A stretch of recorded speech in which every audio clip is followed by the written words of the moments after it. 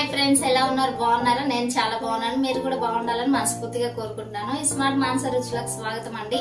ఈ రోజు మనం చేసుకోబోయే రెసిపీ అయితే చికెన్ పలావ్ అండి. ఎంతో రుచికరమైన చికెన్ పలావ్ ఆంధ్ర స్టైల్లో ఎలా చేసుకోవాలో చూపించబోతున్నాను.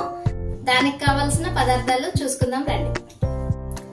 మెయిన్ గా కావాలి మనకు హాఫ్ కేజీ చికెన్ తీసుకున్నానండి. ఇలా చిన్న ముక్కలుగానే కొట్టించాము.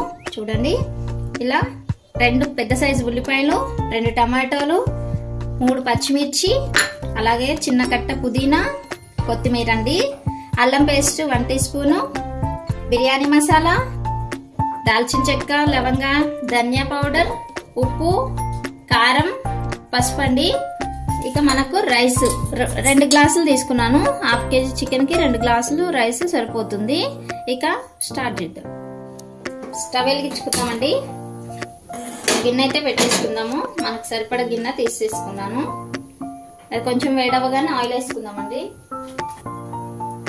ఒక 3 స్పూన్స్ అంతా ఆయిల్ వేసుకోవాలండి. మనము ఒక 3 స్పూన్లు అయితే పడుతుంది. చూడండి, ఆయిల్ అయితే వేడయింది. మనం తీసుకున్న గరం మసాలా ఇందులో వేసేసుకుందాం. అలాగే ఆనియన్ కూడా ఇది కొంచెం బ్రౌన్ కలర్ వచ్చేదాకా ఫ్రై చేసుకుందాం. చూడండి, ఆనియన్ అయితే మనకు కలర్ చేంజ్ అయింది.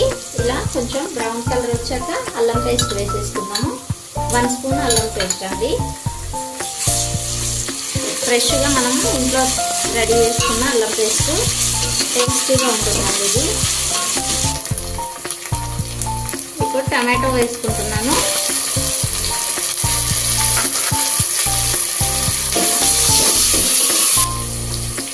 చూడండి, ఇలా కొంచెం టమాటో మగ్గినాక చికెన్ వేసేసుకుందాము.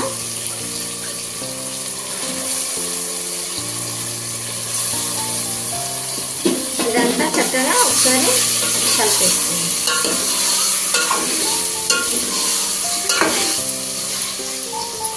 చూడండి, ఇప్పుడు పచ్చిమిర్చి, పుదీనా కూడా వేసేసుకుంటున్నాము. మొత్తం అంతా కలబెట్టుకున్నాము. ఒకసారి 1/2 టీ స్పూన్ పసుపు అండి, టేస్ట్కి తగినంత సాల్ట్. ఇదంతా చక్కగా కలిపేసుకున్నాము. ఇలా కొంచెం మగ్గాక 2 స్పూన్స్ కారం వేసుకుంటున్నానండి. అలాగే 1 spoon biryani masala, 1/2 teaspoon ధనియాల పౌడర్. చక్కగా కలిసేలాగా కలిపేసుకున్నాము. చూడండి, చికెన్ అంతా ఇట్లా మగ్గి ఆయిల్ పైకి తేలుతూ ఉంటుంది మనకు. అలా మగ్గిపోయినట్టు. ఇప్పుడు వాటర్ వేసేసుకుందాము.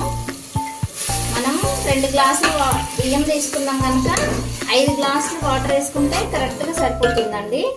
కుక్కర్లో అయితే 4 గ్లాసులు వేసుకుంటే సరిపోతుంది. మన గిన్నెలో కనుక 5 గ్లాసులు వాటర్ వేసుకుందాం. చూడండి, వాటర్ అయితే 5 గ్లాసులు వేసేసాను. పైనుంచి కొత్తిమీర కూడా వేసేసుకుంటున్నాను. ఇప్పుడు ఇది మూత పెట్టేసుకొని కొంచెం వాటర్ మరిగేదాకా పెట్టుకుందామండి. ఈ టైంలోనే టేస్ట్ చూసి సాల్ట్ ఏమైనా తక్కువ ఉంటే వేసుకోవచ్చు. నాకు సరిపోయింది. చూద్దామండి ఒకసారి. చూడండి, వాటర్ మంచిగా మరుగుతున్నాయి కదా. ఇప్పుడు మనం కడిగి పెట్టుకున్న రైస్ అయితే అందులోకి వేద్దాం. ఈ రైస్ మొత్తం కూడా ఇందులోకి వేసేసుకోవాలి. రైస్ తో పాటు చికెన్ కూడా చక్కగా ఉడికిపోతుందండి. కొంచెం మగ్గించుకున్నాం కనుక ఉడికిపోతుంది. టెన్షన్ వద్దు. రైస్ ఉడికేసరికి చికెన్ పీసెస్ కూడా చక్కగా స్మూత్ అవుతాయి. ఈ రైస్ అంతా కూడా ఇందులోకి వేసుకొని ఒకసారి కలుపుకొని మూత పెట్టేసుకున్నాము.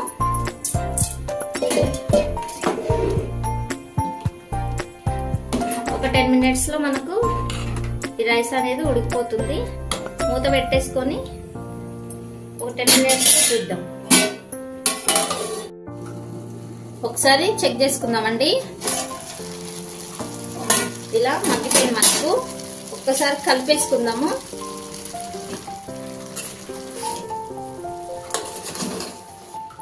చూడండి, ఇలా కలిపేసాను. మూత పెట్టుకొని సిమ్ లో పెట్టుకొని ఒక 2-3 మినిట్స్ లో మగ్గిపోతుందండి. మనం స్టవ్ ఆఫ్ చేసుకోవచ్చు. ఒకసారి చెక్ చేసుకుందామండి. 3 మినిట్స్ అయింది. చూడండి, చక్కగా మగ్గిపోయింది మనకు. ఓకే, రెడీ అయిపోయింది. మనం ఇప్పుడు స్టవ్ ఆఫ్ చేసుకొని 5 పైనుంచి కొత్తిమీర జల్లేసుకుందాం. ఇంతేనండి, మన పలావ్ అయితే రెడీ అయిపోయింది. ఇప్పుడు మనము ప్లేట్లోకి తీసుకొని సర్వ్ చేసుకున్నామండి. చూడండి, చక్కగా పొడి పొడిలాడుతూ వచ్చింది మనకు పలావ్ అయితే. చక్కగా ఉడికిపోయిన చికెన్ కూడా టేస్టీకరమైన పలావ్ అయితే రెడీ అయిపోయిందండి. మీరు కూడా ఇలా చేసుకోండి.